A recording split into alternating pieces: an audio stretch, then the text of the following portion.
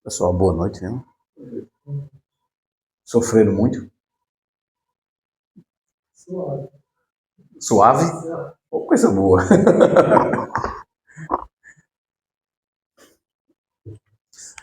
Confesso a vocês, eu fiquei um pouquinho. Poxa, eu fiquei um pouquinho agoniado, assim. A mente estava muito embaçadazinha. Isso aí foi. Minha mente estava muito inquieta. Tava parecendo, tem uma coisa que a gente chama no Zen de a mente do macaco. A mente da pessoa fica. Fica pulando de galho em galho, pulando. Aí eu, essa bexiga não vai se acalmar, não. Mas ela tem hora que fica inquieta, não fica? Fazia tempo que minha tinha ficado tão inquieta no zazen. Foi? A tua não ficou, não? Também?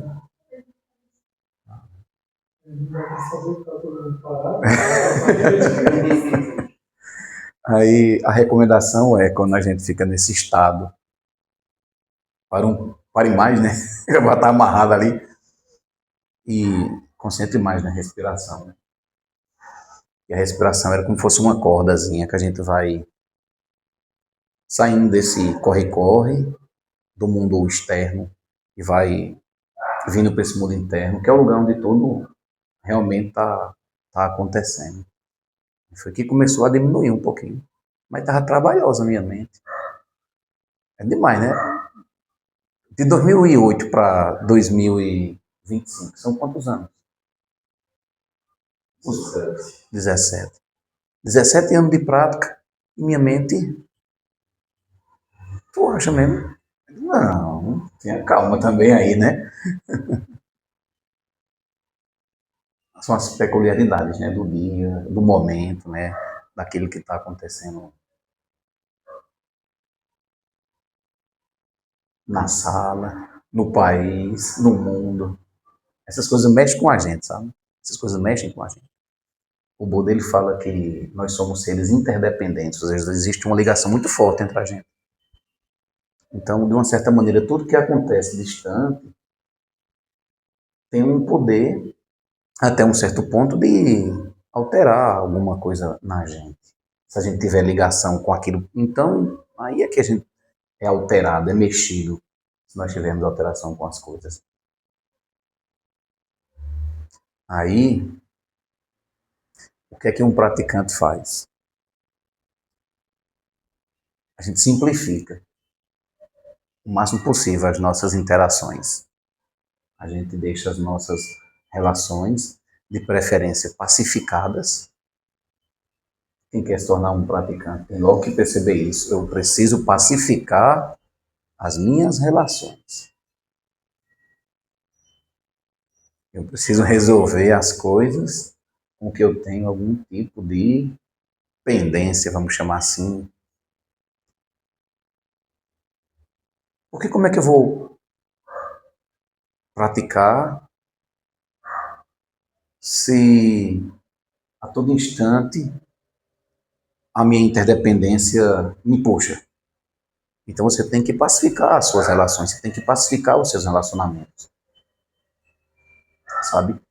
Ajustar determinadas coisas para você continuar. Por que será que Jesus foi para o deserto? Por que será que Buda foi para a floresta? Maomé foi para o deserto, né? O isolamento tem uma parte importante no caminho espiritual também. Não precisa ser um isolamento total, mas o isolamento, certos momentos de isolamento faz muito bem para a gente que é praticante, no sentido de que a gente vai encontrar, naquele momento ali de isolamento, uma certa liberdade em ser acionado sempre do mesmo jeito. Eu não sei se eu me fiz entender. Deixa eu dar um exemplo. No meu dia a dia, as pessoas praticamente me fazem agir sempre desse modo. Quando eu saio um pouco desse fluxo, onde as pessoas, eu tenho um tipo de relação com elas, Quando eu me afasto um pouco, eu vou encontrar uma maior liberdade, entendeu? Essa liberdade de não estar agindo sempre do mesmo jeito me faz respirar um pouquinho, me faz ver que, eu posso ser diferente. Ou como o livro que a gente está lendo, eu posso ser quem eu sou, sem ter o peso da identidade muito forte sobre a gente, porque isso é uma coisa muito interessante. A gente se confunde muito com a identidade, a gente se confunde muito com o papel que a gente tem no dia a dia. Quando, na verdade, quando a gente vai para o deserto, vai para a floresta, faz um retiro, um período de prática intensa, a gente começa a perceber, a respirar com mais liberdade, sabe? Tem alguns professores que eles dizem assim, vão para lugares distantes, vão para lugares onde as pessoas não lhe conheçam. Que é para quê? Para poder você não ser acionado sempre dentro daquela mesma perspectiva, para você poder encontrar uma liberdade dentro dessa sua identidade. E o retiro tem esse papel. O retiro é uma coisa muito difícil. Quem já fez aqui é um negócio difícil, né? Quem já fez assim de 24 horas, quem já fez o retiro sabe que é uma coisinha difícil. Porque a gente para, senta e levanta. Fica e a mente fica. Onde é que eu estou? A mente ela vai querer dar as cartadas o tempo todo. Eu me lembro de um praticante que tinha aqui sozinho. A gente fez um retiro há muitos anos de silêncio. Aí, uma semana depois, eu digo, olha, o retiro de silêncio, muito bom. Aí ele foi o zazen mais barulhento que eu fiz da minha vida. Porque a mente dele ficou tá. Aí chega um tempo, uma hora que a mente começa a perceber, não tem saída. Eu tenho de me aquietar. E aí, quando a mente da gente fica mais quieta, quando a mente da gente fica mais pacificada, é uma coisa interessante que acontece. A gente começa a ter realmente uma sensação de paz, uma sensação assim, de tranquilidade, porque o papel da nossa identidade ali não serve de muita coisa. Se o papel da minha identidade ali não está servindo naquele momento, o que é que ela está fazendo? Ela está ali descansando, a gente está operando a mente e as emoções de outro jeito. Isso a gente pode chamar de sossego. Quando a gente consegue vencer, por exemplo, o primeiro dia e o segundo dia, principalmente o primeiro, o terceiro é o melhor que tem. Mas quando a gente consegue vencer o início do retiro, nossa, a gente tem uma sensação de liberdade interior, que é uma coisa magnífica. Você para e pensa, sente, na verdade, não é que pensa, você sente. O que é que eu vou fazer aqui agora? Porque sua mente está encontrando outra forma de operar, suas emoções estão mais pacificadas. E um retiro é uma coisa física também. O retiro é uma coisa também extremamente física, no sentido de que é bonito. Uma vez eu fui participar de um retiro, foi durante a minha cerimônia da Batalha do Dharma, foi eu e alguns praticantes aqui, e teve um deles que ficou com uma dor no estômago grande, deu dor de barriga. Aí perguntaram, cadê fulano? Eu digo, fulano tá no quarto, tá sentindo dor no estômago e tá com diarreia.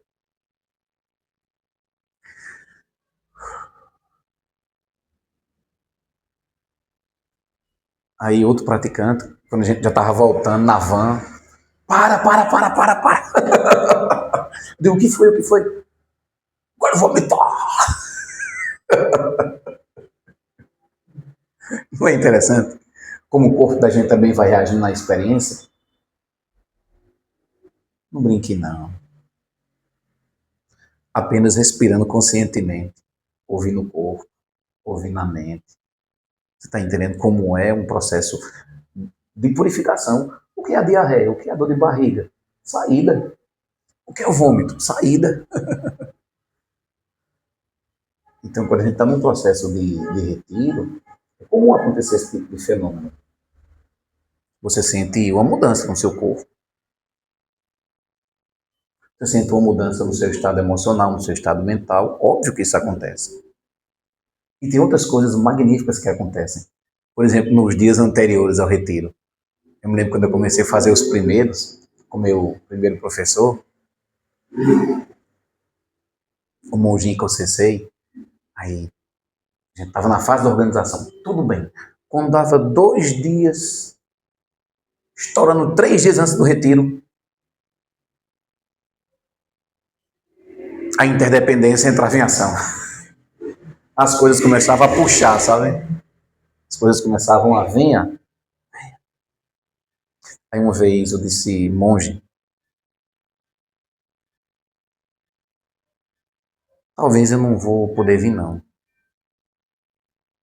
Ele disse, vinha pelo menos tomar um café, um chá com a gente, porque essas outras coisas aí nunca vão acabar. Eu engoli assim. Olha só. Já que não vem para o retiro como um todo, vem pelo menos tomar um chá com a gente, um café com a gente, porque essas coisas que estão aí, eles não têm fim, não. Aí ele era sempre muito de poucas palavras. E as poucas palavras que ele tinha, sempre era certeiro, sabe? Parece que ele tem uma flecha assim, fazia pá. Eu me lembro que a primeira vez, quando eu perguntei uma coisa a ele, foi exatamente essa. Perguntei, monge, o que é que eu faço com o passado? O que é que eu faço com o passado, monge? Ele disse, o passado passou, meu filho. O passado passou. Olha só como é bonito, né? O passado passou. Ele foi bem simples. Está lá, na história.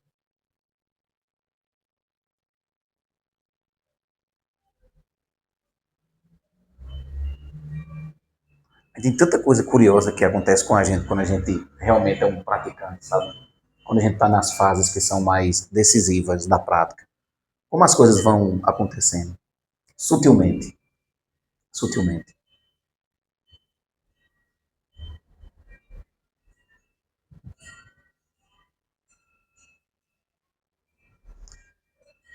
Essa mesma história que eu contei, na condição de aluno, praticamente um tempo depois aconteceu comigo, numa situação, eu enquanto organizador do retiro.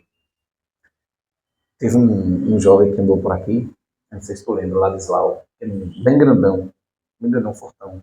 Não. Ele vinha na sexta-feira de noite, até mais nova. Ele vinha aqui na quinta-feira, na sexta-feira de noite, e eu disse, Ladislau, vai ter um retiro lá, meu filho. Se você quiser ir, vá. Ele disse, irmão, eu não posso ir porque meu pai está doente, numa condição muito difícil, já está em estado final. E minha mãe está cuidando dele, e no final de semana eu fico ajudando ela a cuidar do meu pai. Ele está tudo bem. Mas se você puder passar, passa. Ele disse, eu não prometo. Aí o curioso foi que a gente estava em outro canto, num lugar que a gente alugou para fazer o retiro. Aí quando foi à tarde, na hora do lanche, esse menino traz uns 3 bolos.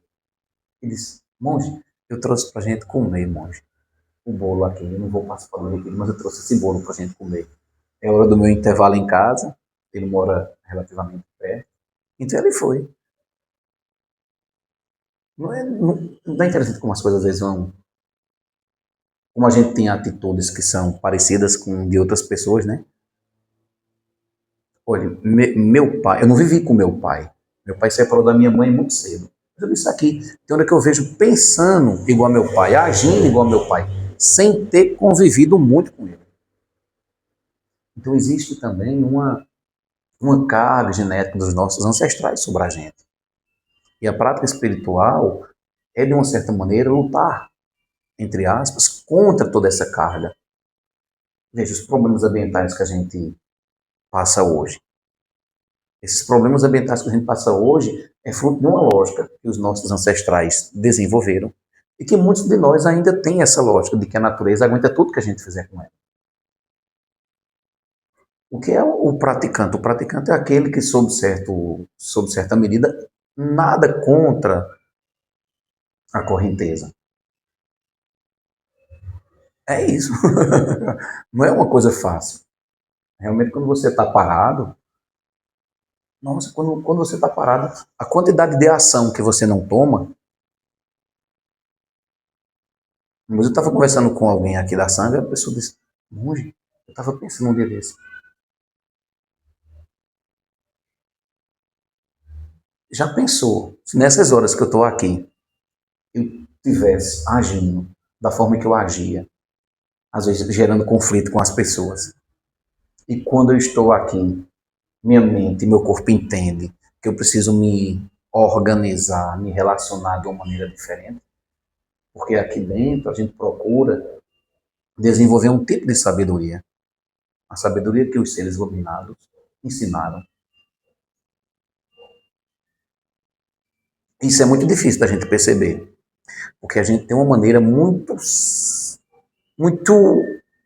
singelazinha de pensar e a gente não percebe os próprios pensamentos, como a gente está pensando as coisas, como a gente faz as coisas, como a gente sente as coisas. Até que a gente realmente se torne um praticante que tem poder de observação, a gente começa a observar, eita, quando tal coisa acontece, eu tenho essa atitude. E começa a fazer as relações entre as posturas que a gente tem no dia a dia e a nossa mente, o nosso comportamento, que está intrínseco demais, está relacionado demais. É tão silencioso, mas é poderoso assim como o céu que, ou a lua que ilumina a noite, uma lua cheia. Põe luz ali naquela coisa. E você começa a perceber, nossa, é desse jeito que eu vejo o mundo, é desse jeito que eu tenho atitude, é desse jeito que eu me relaciono. Olha, o poder do silêncio, o poder de não fazer nada, o poder de parar, são coisas muito importantes. O silêncio é uma coisa extremamente importante. Porque no silêncio a gente vai ouvir os próprios pensamentos. A gente vai começar a identificar o que é que a gente está pensando, o que é que a gente está sentindo, o que é que a gente ia fazer se estivesse naquela determinada situação. Aí quando a gente está realmente praticando, a vida vai ganhando outra perspectiva, tá entendendo? A vida ganha outra perspectiva. A gente começa a ter momentos de lucidez. É uma das palavras mais belas que eu ouvi. Lucidez. Lucidez é ver como é. Ver como é. Agir da maneira apropriada, agir da maneira correta. E é interessante, porque quando a gente vai praticando, quando a Sangha ela vai se formando, a Sangha é a comunidade, quando a gente está, por exemplo, no retiro, às vezes ninguém precisa dizer nada do que é para fazer, a pessoa vai lá naturalmente e faz.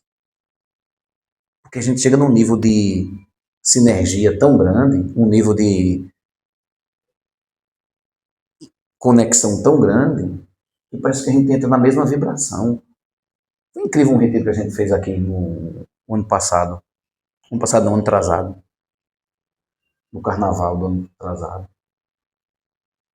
Eu e mais 4 ou 5 pessoas, a gente se fechou e a gente fazer o retiro. Incrível. Na hora que eu ia fazer alguma coisa, outra pessoa vinha e ajudava a fazer aquilo, sem pedir. Sei lá, de repente a sala estava ficando, o sol estava entrando ali, e na hora que eu pensava, não, eu preciso fechar aquela cortina até um determinado ponto, parece que a pessoa sentia e... Porque a gente entra numa mesma, o que a gente entra numa mesma vibração, a gente entra numa mesma sintonia. A sintonia do caminho. Porque nós já estamos conectados. Nós já estamos conectados. Estamos conectados com essa rede toda, né? Com essa cadeia toda que é o universo. O que eu faço tem poder de modificar essa rede até um certo ponto. E aquilo que acontece nessa rede também me modifica, como os meus pensamentos, na hora que eu sentei aqui. Até eu acalmar, levou um tempo. Levou um tempo. Aí eles, não, peraí. Essa teia aqui é uma teia que acontece muito em um determinado momento. Eu estou nessa outra perspectiva aqui.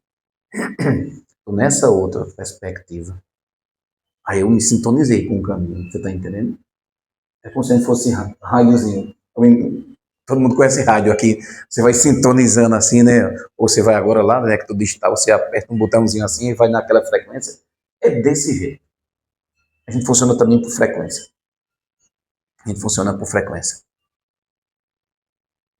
E é bom quando a gente vai ficando esperto para perceber qual é a frequência que a gente está conectando. Agora, para poder perceber qual é a frequência que eu estou conectando, eu preciso ter uma capacidade de quê? De paciência, de determinação para poder olhar qual é a sintonia que eu estou mudando. A rádio, a televisãozinha. Ainda agora, aconteceu uma coisa curiosa. Entre o primeiro e o segundo zazen, foi ali que eu ia diminuir o áudio. Aí eu colocava o mouse e o mouse não ia para onde eu queria. Aí eu disse, não, já sei, se é a tomada desse notebook. Esse notebook está tendo isso também. Quando ele está conectado na tomada, ele age como ele quer. Eu desliguei ele da tomada e continuei, passando o dedo ali, como se fosse um mousezinho. Aí eu colocava o cursor lá, não sei onde o bicho ia para outro canto. Eu disse, oxe, como é que pode? Está igual a minha mente no começo do zazen, foi. Aí depois apareceu uma coisa na tela. Alguém magicamente digitou.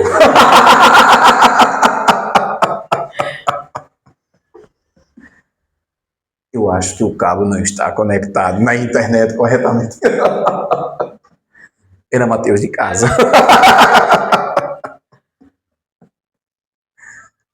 Mas se eu não tenho o mínimo de conhecimento desse processo que está acontecendo, eu vou dizer que foi alguma coisa metafísica.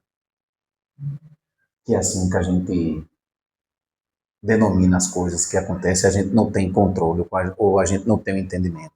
É uma metafísica.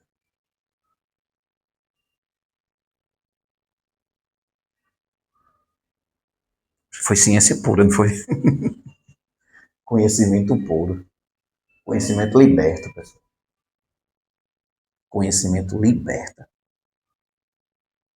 Quando você sabe o que faz, porque você tem toda essa arquitetura, é uma coisa muito libertadora.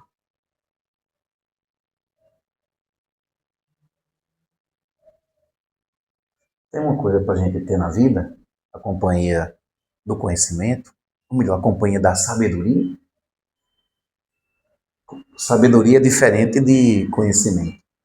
No conhecimento, no entendimento correto, eu sei que desmatar faz mal. Diminui a chuva, enfim, como disse uma questão lá do Enem. A sabedoria é quando eu sei e eu tenho outra forma de operar e ser no mundo. Eu estou tão longe dessa situação ainda. Estou tão longe. Quinta-feira foi feriado. Foi quinta, foi o feriado. Quinta-feira foi feriado aí. Minha tia disse, vem almoçar aqui com a gente. Tem sua tia e seu tio que vieram. Lá de São José dos Cordeiros. São José dos Cordeiros é uma cidade mais bonita do interior da Paraíba. Aí eu fui almoçar com eles. Aí eu tenho um tio que ele é muito impossível. Muito impossível. Dá mais trabalho do que menino traquinho. Esse meu tio, ele pegou uma infecção e ele passou quase 30 dias internado. Todo final de semana eu ia dormir com ele. Saía do Zazinho aqui na sexta-feira e ia dormir lá, no hospital. Quase 30 dias. Ele fez o tratamento, melhorou. Mas só que ele devia de vez em quando voltar para o médico. Aí quando foi passado um tempo, ele começou a perder a visão. Aí estávamos ontem conversando, ele disse, meu filho que é monge, diga uma coisa, um cego, quando morrer, como é que vai saber? Eu disse, como é, rapaz? É, um cego quando morre, sabe que morreu? Eu digo, meu filho, eu não sei. Porque eu já estou começando a ver teu discurso. Mas você é um monge muito fraco mesmo, não tem resposta para isso. Eu digo, eu não tenho, meu tio, eu não tenho. Eu sei que às vezes que eu queria levar no médico, você não quis ir. Tem uma forma que ele encontrou de lidar com a dor dele. É a forma que ele encontrou de se relacionar com a dor. Não foi através da revolta, foi através de um humor. A gente pode dar várias respostas às coisas que acontecem com a gente. O abuso, a raiva, o ódio, o ciúme, a inveja, o humor, a compaixão. Eu já disse aqui, irmã Dulce, no filme lá, que representa realmente a vida dela. Ela chegou para pedir esmola, aí o cara foi e cuspiu na mão dela. Ela disse, aqui é o que você está me dando. Agora eu quero um esmolinho para os meus pobres. Olha a resposta que ela deu para o mundo. Ela estava sintonizada em outra, na sintonia do amor, na sintonia da compaixão, na sintonia da sabedoria. E ela me desenvolveu isso fazendo cursos superiores. Não? Essa sabedoria está disponível o tempo todo. Quando a gente para, acalma, acessa e vê. Qual é a resposta que a gente dá para as coisas que acontecem? Cada resposta que a gente dá nos coloca numa sintonia. Quando a gente menos espera, a gente pode estar num caminho cheio de flor. Ou então cheio de pedrazinhas. Um caminho bem pedregoso. Muitas coisas afiadas que a gente para passar tem que fazer um determinado movimento, porque senão a gente vai se furar. Olha, de tanta confusão que eu arrumei na minha vida, eu tenho que ter muito cuidado.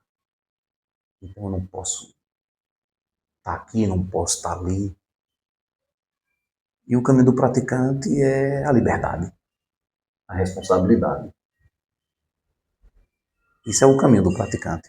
Ele entende que ele tem ações acumuladas, entende qual é o tipo de ação acumulada e vê até onde eu posso ir. Eu tenho liberdade ou eu não tenho liberdade? E é gostoso sentir liberdade em música. É muito bom. Qual é a resposta que a gente dá quando a gente tem a liberdade? E quando está na prisão, a gente não tem muita coisa para fazer. Só curtir o nosso drama. Mas a liberdade, eu posso fazer tanta coisa na liberdade.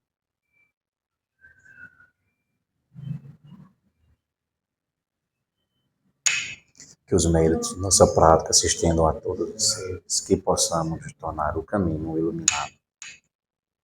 Pessoal que está em casa, um abraço, tchau, tchau.